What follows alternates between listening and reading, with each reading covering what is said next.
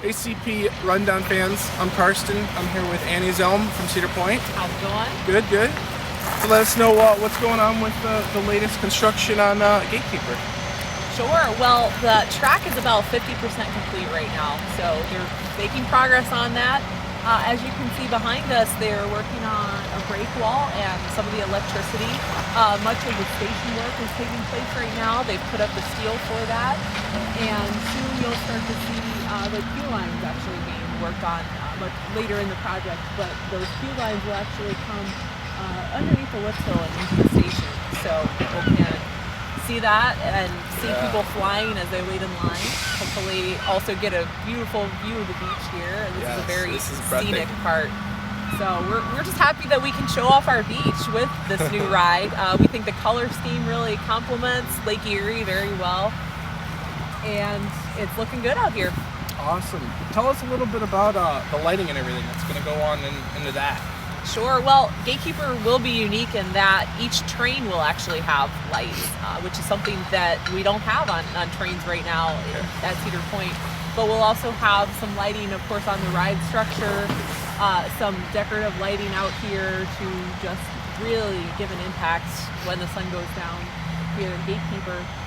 Gatekeeper will also be one of the early entry rides for our resort guests and season pass holders. So we know they're going to be coming out here, getting up early, and making sure that making sure that they can get in line and ride it first, or as close to first as they can be. That's awesome. Are you guys going to have any kind of ride auction or anything like that for the first riders that want to be the first riders? Absolutely. We cannot wait to announce our first ride auction details.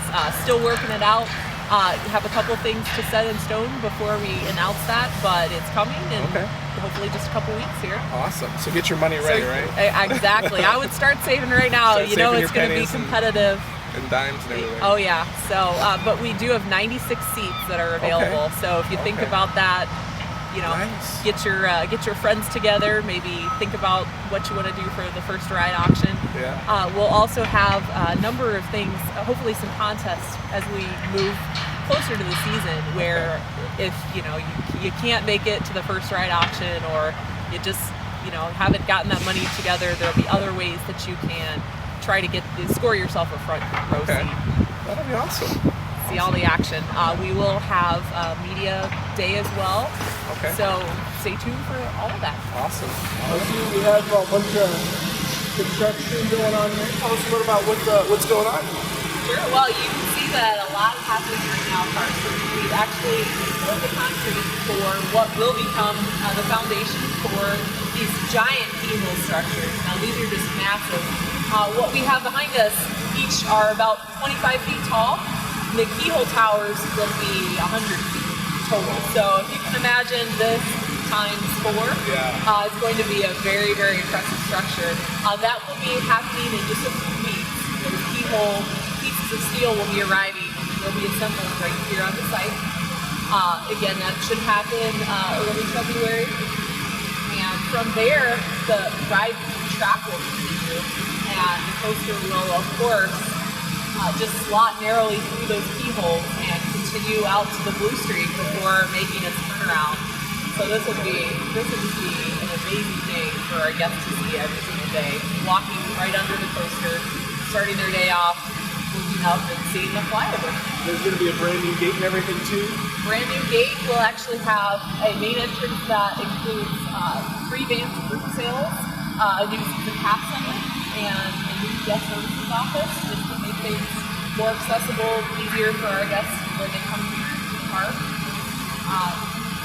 Also, just a lot of aesthetics going on. They will be planting some things, shrubbery, some benches, and just a lot of things to make it a more enjoyable place to stop and maybe take that nice family picture before you start your day. You can see in front there's like a huge group photo with Gatekeeper flying over. Oh, you gotta have that photo, right? I mean, some people travel hundreds of miles to come here, and that's the photo they want to take with them. That's awesome.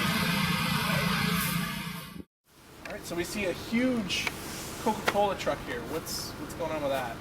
That's right. Coke is moving on in. We actually signed a 10-year contract with all of the Cedar Fair parks, so they will now all have Coca-Cola products. replacing Pepsi here at the park. It was about half and half. Many of our parks already had Coke, and it was just a matter of getting all the parks on the same page. Again, a big contract that we're very excited about. This will mean that for Coke fans, you can enjoy it all day long here at the park. We'll have machines throughout. That's what this truck is working on right now. They're installing the fountain beverages for the Red Garter Saloon, and then vending machines should be coming shortly. That's exciting. We're at the luminosity stage. The big reveal was last year. Anything changing going on this year? Yes, we're very, very excited to bring luminosity back again for guests at nighttime. It was really something that was popular. We had huge crowds out here at Celebration Plaza. So we're excited to bring it back, but it will have a lot of changes. Actually, the entire song list is being rewritten. New choreography, new dancers, performers. We're hoping that some added vocals will really strengthen the show even more, just take it to that next level.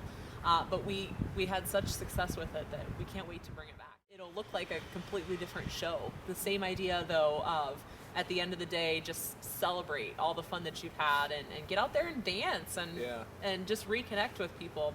We are actually hiring right now where Live Entertainment is working to host auditions. They have more auditions coming in February, March, and April right here at Cedar Point. So if you're a performer, which I am not, they would not want me out there dancing, but you could check it out on the website cedarpoint.com and check out Live Entertainment. Awesome. And then another question I have: any other big changes going on besides here and also Gatekeeper throughout the park? Sure. The Live Entertainment show schedule will be announced soon, and we'll have a new lineup, a couple of different things, some changes to the show at the Aldrich Theater. They're looking for something that's a little more Broadway focused, which will be fun to see. We've had a lot of people who have asked about that. And as far as some other shows, our Halloween shows were very successful as well. We had, if you remember, Skeleton Crew right here on the stage. It seems like it was just a week ago, doesn't it? Right, yeah.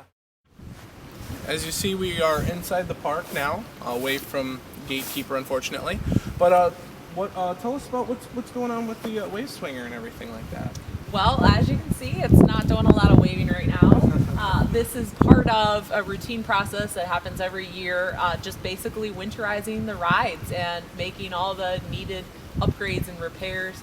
Now that process is very extensive. It starts really once we end Labor Day, once we end our regular daily operation. The ride mechanics here will start actually looking at some things. They'll even start taking some trains out that aren't being used, and they'll take them all to our ride maintenance building. It's our new building that's on Cleveland Road. That's been very, very helpful this winter because they finally have a permanent home and they don't need to use a temporary shelter to work on all of these repairs. Okay. But again, this is a process that takes place. Once we close, it'll take them about a month. So all through November, they are moving all of these trains to the maintenance building. They have a rotation and a schedule for doing that. But they're looking at every bolt. They're looking at the seats and replacing anything that needs to be replaced. Just making sure so that when we're ready to reopen, it's almost like a brand new ride. Wow, that is insane. I'm sure it takes probably from the time you close until opening day, pretty much. It does. This is actually the busiest time for our ride mechanics. There's a staff of about 40 of them right now who are doing nothing but stripping down and building back up the rides that we have here, making sure that they're all set to go. During the summertime, it's mostly responding to the daily things that may occur.